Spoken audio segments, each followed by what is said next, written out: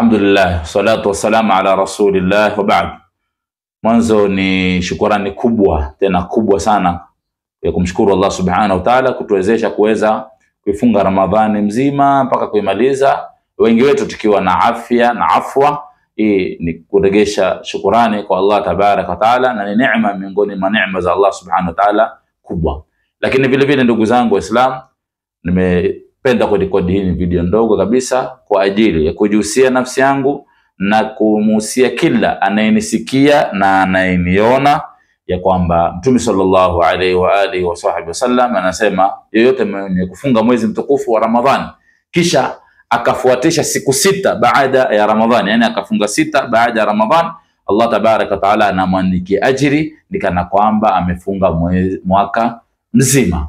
Kwa hivyo hii ni fursa adhim, sababu ulama wanatupigia hesabu siku Ramadhani ikiwa ni 30, kila siku moja inakuwa ni kwa 10.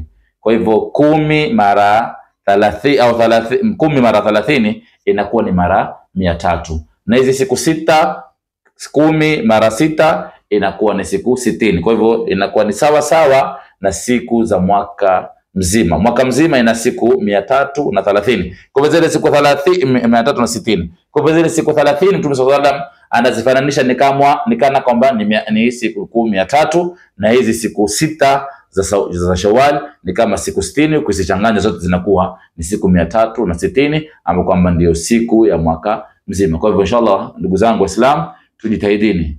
Wewe mwenyewe unanisikiliza, eka azma na nia ya kufunga, na vile vile pia wasisitize na wahimize wale walio karibu wako, hasatan akianza mke wako, akianza mume wako, akianza watoto wako, na wale ambao kwamba walio kuzunguka katika jamaa zako. Mwenyezi Mungu Subhanahu wa Ta'ala tujalie ni wenye kufunga siku 6 kama hizi, ili tuweze kupata ajiri ya aliyofunga mwaka mzima. Sallallahu ala sayyidina Muhammadin wa alihi wa sallam. Alhamdulillah rabbil